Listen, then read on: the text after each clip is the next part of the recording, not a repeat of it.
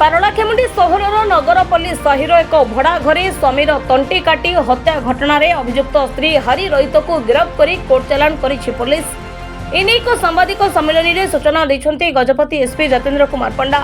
ସୂଚନା ପ୍ରକାରେ ଗୁଣପୁର ଥାନା ଅନ୍ତର୍ଗତ ମାଛଖୁଣ୍ଟି ଗାଁ ଠାରୁ ଆସି ସ୍ୱାମୀ ସ୍ତ୍ରୀ ଦୁହେଁ 2 ମାସ ହେଲା ନଗରପଲ୍ଲୀ ସାହିରେ ଭଡ଼ା ଘରେ ରହୁଥିଲେ।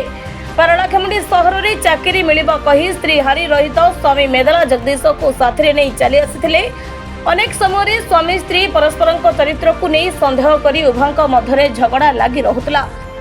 ଘଟଣା ଦିନ ମଧ୍ୟ ଉଭୟଙ୍କ ମଧ୍ୟରେ ଝଗଡ଼ା ହେବାରୁ ସ୍ତ୍ରୀ ହାରି ରୋହିତ ଉତ୍କ୍ଷିପ୍ତ ହୋଇ ଏକ ଛୁରୀ ସାହାଯ୍ୟରେ ସ୍ୱାମୀଙ୍କୁ ଆକ୍ରମଣ କରି ହତ୍ୟା କରି ନିଜ ସମ୍ପର୍କୀୟଙ୍କ ଘରକୁ ଚାଲି ଯାଇଥିବା ଅଭିଯୁକ୍ତ ସ୍ୱୀକାର କରିଛି। पुलिस आगे हत्यार डेमो देखाइबा सह हत्यारे व्यवहृत छुरा सह पर्याप्त प्रमाण पाइथिबा कहिसंते एसपी। आज अभियुक्त को कोर्ट चालाण करिछि पुलिस। रायगढ़ जिल्लार गुणपुर अंचल गोटे यंग कपल पारलाखेमुंडी रे भड़ा सूत्र रे रहउथिले नटराज सिनेमा हॉल पाखरे। सेमाने प्राय गत 2 मास हबो सेठी भड़ा सूत्र रही आसुले। से पुरुष लोकटी गोटे ड्राइविंग काम करती, से रायगढ़ गुणपुर अंचल ड्राइविंग करती एवं तांकर जे स्त्री जहाँ से भल पाई बाहर से कौन चाकरी करू नथिले। 2 जन जाक निज झीर घर जो गुणपुर अंचल से रोते बाहर पर, किंतु परवर्ती समय से झील तार स्वामी को प्रवर्त होता है मोर पारलाखेमुंडी मोर चाकरी हो आइदर स्कूल टीचर किंबा मेडिकल कौन चाकरी मत मिल अपॉइंटमेंट लेटर आसवा समय पाखला। तेणु आम चल से रहा तो से 2 जन जाक प्राय 2 मास हम भड़े पारलाखेमुंडी रोते। हठात ये मे 6 तारिख दिन सकाଳେ भितर बचसा होती।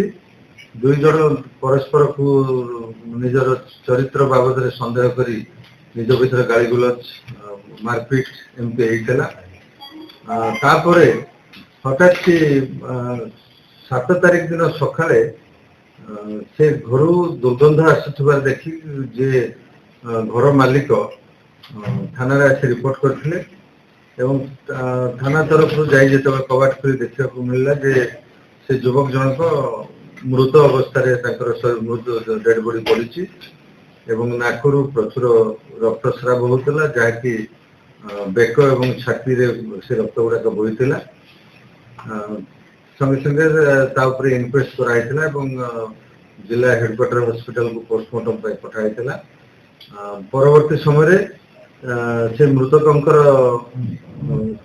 भौणी मृतकंकर माँ मेलका अनुसया थाना रे अभियोग करते मोर पुओ को मोर बहु मारिदे कुआडे पड़े जाइए।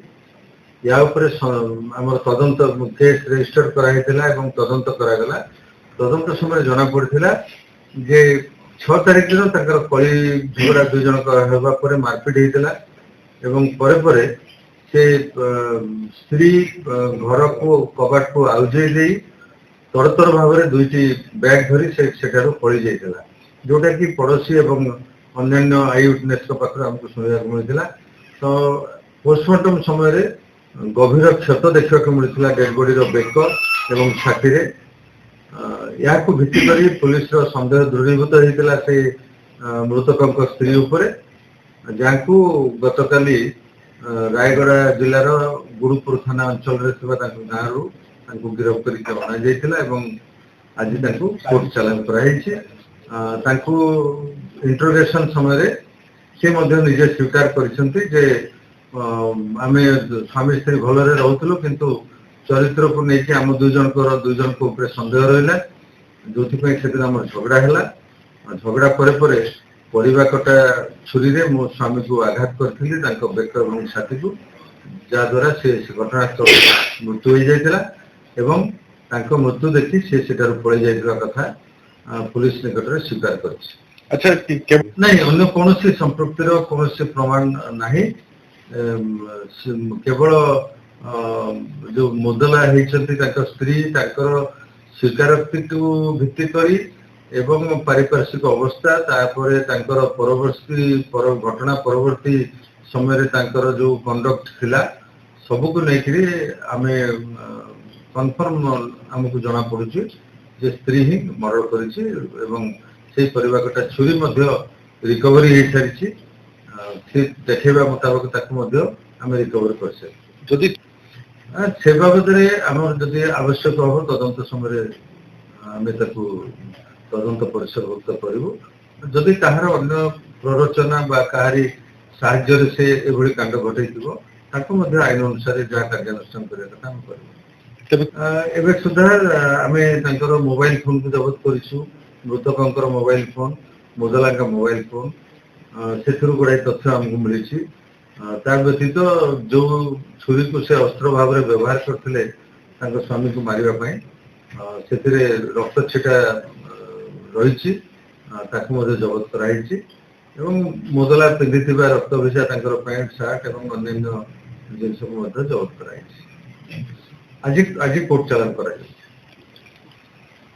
ब्यूरो रिपोर्ट विप्लवी परिक्रमा। Please like, share and subscribe to our channel Biploi Parikrama.